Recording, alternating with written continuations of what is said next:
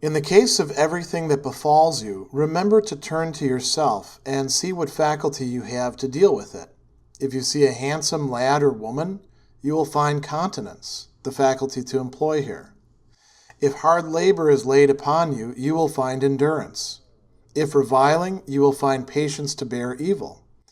And if you habituate yourself in this fashion, your external impressions will not run away with you.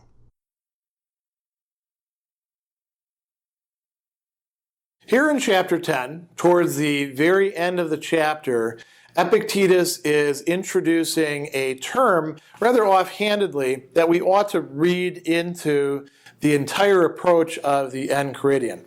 He's talking about what we translate in English as habituation, the production of a habit, of a lasting disposition that is going to take us from moment to moment to moment in a kind of continuity. And the Greek term here is the infinitive of it would be ethizesthai. He's got it in the participle here as ethizomenon. And he's talking about what a person needs to do with certain considerations. He talks about habituating yourself in this way. Houtos ethizomenon. What does that mean? That means that we have to try and even sometimes succeed over and over again until we gradually consolidate within the fabric of our character, within the fabric of our personality, a new habit. And it may require breaking some old habits, as an ancillary to that as well. So what is he talking about here? This entire chapter has to do with our capacities, our resources. And before going into looking at the text itself, it's worth reflecting on this. When we get ourselves into difficult situations, one of the most common experiences that we do have is feeling like we're not up to what's being demanded of us, that we can't respond to it. That we don't have the capacity, even though other people might have the capacity, we just don't. Again, I've used this as an example in other places. When younger people these days say the fragment, I can't even, they're expressing something like that. And usually it's erroneous. When people say I can't handle something, at a certain level, it's because they choose not to be able to handle it. There are, in fact, some things that people in their current state of life cannot handle, but those are much less frequent than we would like to tell ourselves. So Epictetus here tells us about several different problems that could come up. He says, in the case of everything that befalls you, remember to turn to yourself and see what faculty you have to deal with it. That's the general form, and we'll come back to that in a moment. That's a great sentence. Also, this is one of those dogmata that you could, memorize and then repeat to yourself. If you see a handsome lad or woman, you will find continence, the faculty to employ here. So what's he talking about? Well, when you look at a beautiful body, wherever your attractions happen to lie, you see something that, as we say, gets your motor running, right? Whatever it is that appeals to you. This could be other things too, right? Maybe you have a craving for certain kinds of food. But when you see that and the whole mechanics of your desire starts to get working, you have within yourself, according to the Stoics, the capacity, the dunamis, for managing your desires. For what he's translating here as continence, we would translate that today as something like self-control. You have a capacity for self-control. People who don't exhibit self-control often tell themselves that I just don't have self-control, and they make excuses about how the thing itself tempted them or the situation, just made it so that they had to act in a certain way. Epictetus says, well, no, that's really a choice. It may be difficult, but it's a choice. And so when we see something that's attractive to us, that engages our erotic desire, we have the capacity to say, No, or we can even say, well, yes, but only in this respect or only to this degree or something along those lines. And this is something really well worth considering, given the fact that in our contemporary culture, advertisers learned long ago that less in sex sells. It certainly sells something. At the very least, it gets people's attention focused on sex. And so we're bombarded with images constantly that are deliberately designed to get us to feel desire. When you're watching shows on television or on Netflix or a movie or something like that, there's often scenes that are introduced precisely because they felt that, well, we need to have something sexy at this point, right? And they don't usually pick ugly people to be the actors. They pick people that we find attractive. People who would never, if this is a real story, never look like that. If you've ever looked at those, true to life stories, and you look at the person who they're depicting, they usually don't look like a Hollywood actor or actress. But this is something good to keep in mind. We do have within ourselves, maybe not fully developed the way we'd like it, that's where habituation comes in, but we do have within ourselves the capacity for self-control. He says, if hard labor is laid upon you, you will find an endurance. This is another thing that the Greeks stressed. There's lots of times where we have to do work that we don't really feel like doing. And it could be all sorts of examples. It could be on the job. It could be at home. Who's doing the various chores that are required to keep a household going, or, think even on a larger scale, to maintain a yard, or even bigger, a farm. Somebody has to do the work. And sometimes it's not fair how it's apportioned out, but if you have endurance, and you do have the capacity for endurance within you, you can get through it. Here should be some other examples. You're driving somewhere. Your car breaks down. Do you actually get out and try to fix it? Do you take a walk and try to get to a service station? Do you try to flag a car down? Or do you just sit in your car and mumble to yourself how unfair this is and hope that somebody else will come along and solve the problem for you? I suppose you can say, well, we have AAA to deal with that sort of thing here in America, and I guess that's right. We outsource a lot of our endurance in many respects. But, when you're called upon, do you actually have the endurance that's required? That is a matter to some degree of choice, looking within. He says, if reviling, when people are saying bad things about you, when people are insulting you, when people are chewing you out, as we say, you will find patience to bear evil. And it doesn't mean that you're not saying that it's not evil or bad. He says, anexakakian, right? That's what you will find. A mastery, literally, a mastery of wickedness. Do you have to stoop to their level? Do you have to believe what they're saying and slink away and be depressed? No, you don't have to engage them. You can actually follow Epictetus' advice that he gives in other places and come back with the one-liner, well, if that's what you have to say, you clearly don't know me very well, because if you did know me, then you would also know my other faults as well. This is something that we do have as a human capacity within us, but it does require cultivation. This is why he goes on and he says, if you habituate yourself in this fashion, your external impressions will not run away with you, your fantasia. What are the fantasia? Well, let's go back to the reviling. So somebody's in your office and they come in and they say terrible things about your work product, and you don't know what you're doing, and they're going to write you up, and we could add all sorts of other things in there, right? They finish it off by saying, you should have been fired long ago. Now, there's a lot of external impressions or appearances going on there. Some of them are what the person is actually doing, and some of them are being generated by the judgments you yourself are bringing in, which you may have taken in from the culture. Like, well, you should never let anyone talk to you like that, because why not? Well, if you do, then the next person who comes along is probably also going to talk to you that way. And then if they do that, then it's going to be a whole crowd of people bullying you, and you're never going to be able to get anything done, and your life is going to be just a miserable mess. And, notice what we've done there. We've sort of gone out of control in the thought process.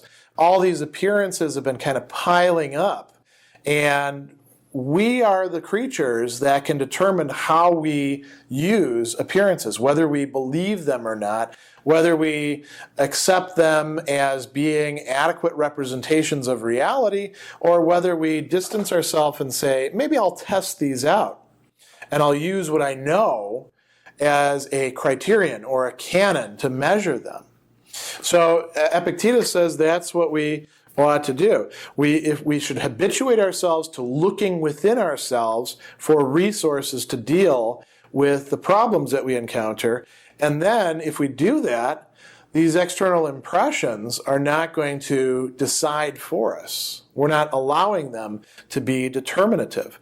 So I want to go back to the very first sentence. He says, remember to turn to yourself.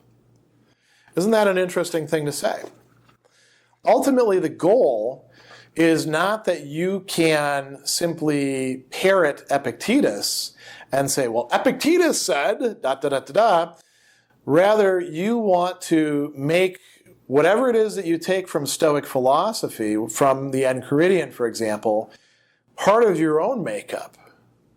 You choose whether you take in what he has to say, the dogmata, the ideas that you can have ready to hand.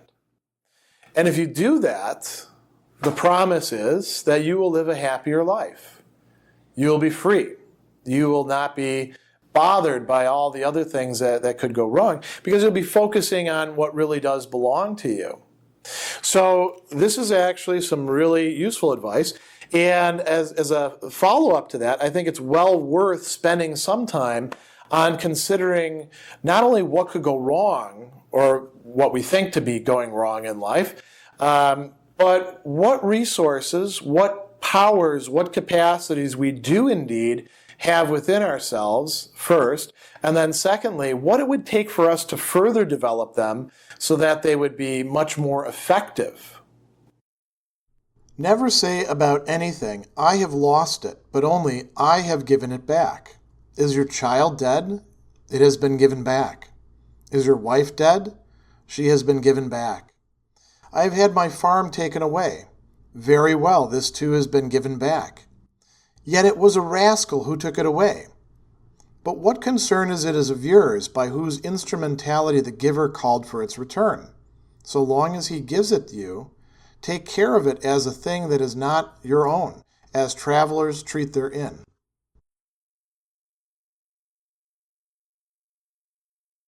Chapter 11 suggests a kind of transformation of perspective that we ought to carry out when we feel a sense of loss, or perhaps even a sense of grief, and then might end up, because of the way in which we think and feel, end up feeling sad or anxious or angry or any other sorts of troubling emotions as a result. He says, never say about anything, I have lost it. It's not a loss. Rather, reframe the situation for yourself as I have given it back. Now, what's the difference there? Well, when you say that I have lost it, the assumption is that the thing really does belong to you, that it is your property and you have title to it, and any sort of being bereft of it, or it being removed, or it being destroyed is somehow against you yourself. And Epictetus says, no, you don't really own any of these things that you think of yourself as owning, including your body. But certainly not your relationship, certainly not your celebrity or fame or reputation, certainly not whatever powers or responsibilities people have entrusted you with or you've acquired, certainly not your wealth, certainly not your other possessions. All of that is things that in a certain respect, don't belong to you and may not, in fact, belong in any real sense to anyone except for the giver. And who does he mean by the giver? Epictetus is religious, so he does think that this is Zeus or God. His conception of Zeus is of sort of, God with a capital G. So he says, is your child dead? That's, for us, an occasion to mourn. It's really a terrible thing to lose a child. But it's not your child in the sense of your ownership, and that because you want that child involved in your life, the world has to conform itself to your wishes and make sure that that occurs. That's not reality. You have, as he says, given it back. You may not have chosen to give it back, but you have given it back. I've had my farm taken away. Or my wife is dead. She has been given back. Your farm has been given back. And now he brings up a sort of objection that many of us have. It's not fair. In the case of a child or a spouse, it was too soon. Why? Why did this have to happen now? If I could have just, and we go through all these mental, somersaults about what could have been different in the situation. Same thing with the farm. It's a rascal who took it away from me. We can say the same thing. The government took it away. The bank took it away. The hurricane took it away. Those looters took it away. And what's the problem with that? Epictetus says, well, why does it matter to you who took it away? What matters is that it was given back. He says, what concern is it of yours by whose instrumentality? The robber was just an instrument of the giver. The giver called for its return. The hurricane, the tornado, was the giver calling for its return. The disease was the giver calling for its return. The car accident, same thing. So he says, so long as he gives it to you, take care of it as a thing that is not your own, as travelers treat their inn. Now that could be interpreted in two very different ways. If you've ever stayed in public housing like that, like a dorm room, or in certain places where people pay money and then think, well, since I'm paying money, I can do whatever I want to this place. He's not talking about that. It's not that you shouldn't take care of the things that you have been temporarily granted, like a child or a wife or a farm or a car or a position of responsibility or the capacity to engage with other people on social media, whatever it is that you want to talk about. You should take care of those things, but don't take care of them as if you are taking care of something that you own and you're only taking care of it because you care about how it affects you. Take care of it because that's the right thing to do. Somebody's given you something, you're going to have to give it back. Take care of it until you have to. And then when you have to take it back, or when they take it back and you have to give it back, do so willingly, and you're not going to be so upset. You'll probably still be upset. But it's not just for the Stoic about whether we are upset or not. We will get upset quite often. It's about what happens after we get upset. Do we just remain in that funk forever? Do we turn against the rest of the world in resentment and bitterness? Or do we continue on? We don't even have to say move on as if we're leaving everything behind. Do we continue on with the project and the life that we have chosen as the good one? If you wish to make progress, dismiss all reasoning of this sort. If I neglect my affairs, I shall have nothing to live on. If I do not punish my slave boy, he will turn out bad. For it is better to die of hunger, but in a state of freedom from grief and fear, than to live in plenty, but troubled in mind. And it is better for your slave boy to be bad than for you to be unhappy. Begin, therefore, with the little things. Your paltry oil gets spilled, your miserable wine stolen. Say to yourself, this is the price paid for a calm spirit. This is the price for peace of mind. Nothing is got without a price. And when you call your slave boy, bear in mind that it is possible he may not heed you. And again, that even if he does heed, he may not do what you want done. But he is not in so happy a condition that your peace of mind depends upon him.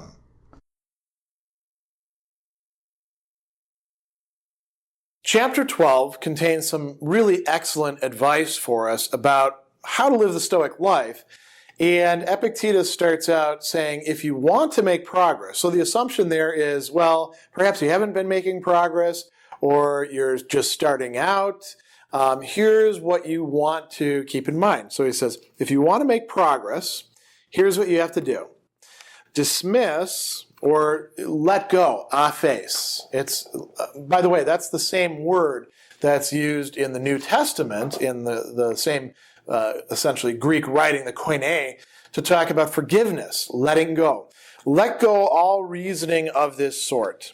If I neglect my affairs, I shall have nothing to live on. If I'm not always managing my money, I'm going to be destitute. If I don't take this other job here, if I don't constantly manage this over here, everything's going to fall apart.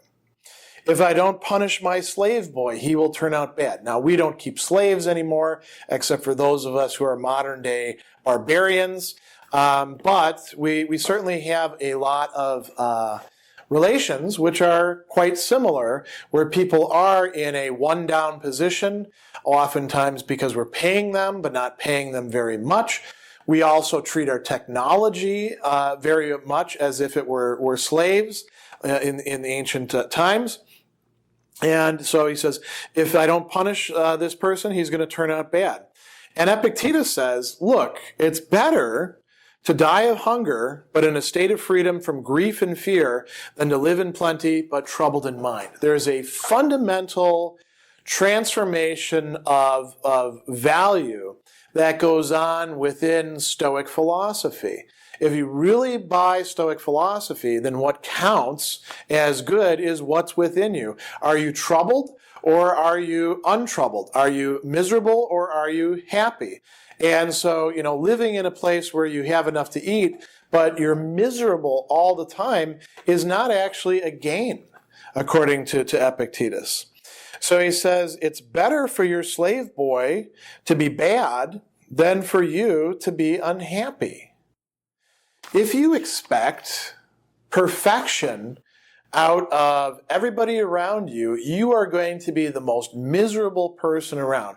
If you even confine yourself just to the things that you think you're buying, or you have a right to be insistent about, you're probably going to be unhappy. If you go into a restaurant, here's a sort of classic example. If you go into a restaurant and you order some food, there's many ways in which things can go bad. Who does it almost always get taken out on, at least in American restaurants? On the server. Because the server is the interface between the person who's eating, the patron, and the entire rest of the restaurant, the front of the house and the back of the house. Sometimes the manager might get called in as well. But, the server comes out, and if you expect that somebody who is serving person after person after person is somehow supposed to treat you as if you're kings and queens, even if you are paying, lots and lots of money, you're setting yourself up for some disappointment. And there's all sorts of ways in which things can go wrong. The cook might not be totally on top of their game. Maybe the dishes weren't washed as well as you would like, and you notice a speck of food.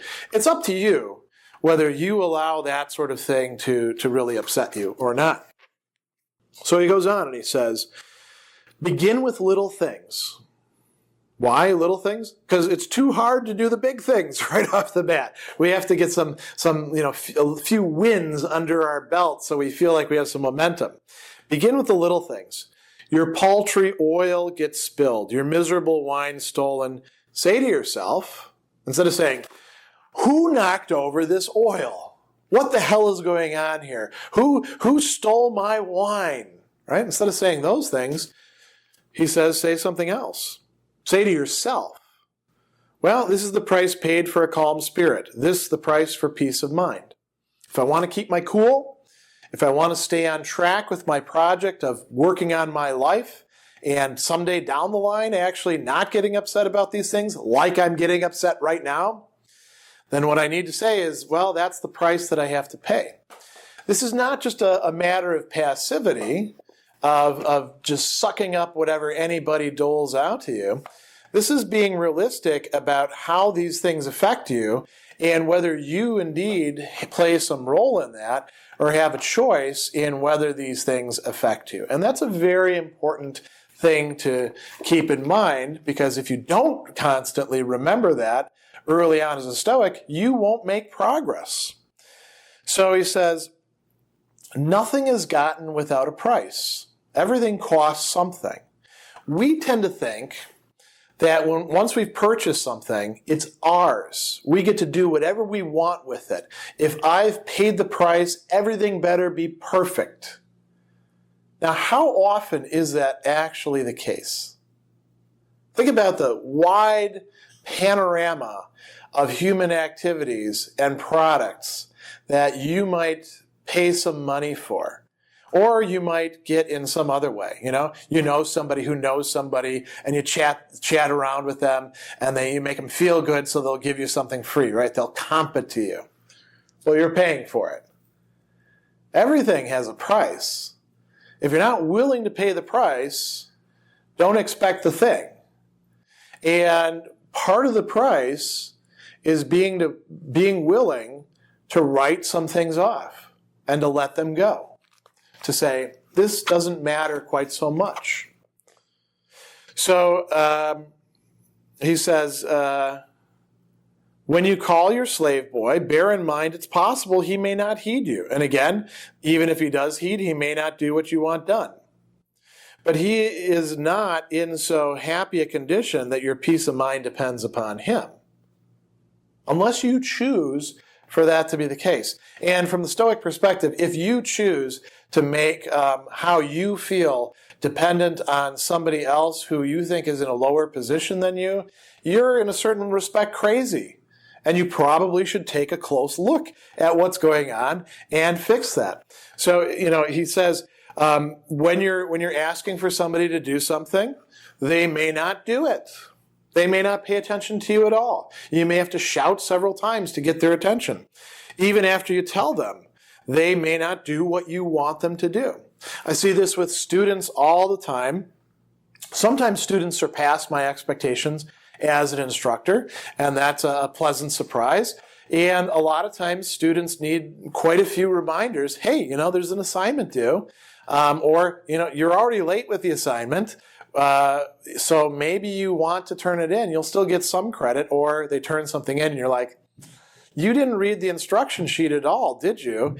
And that's a problem. You actually need to follow the directions for this and do the assignment according to the criteria that I gave you so that you learn what I want you to learn in the process.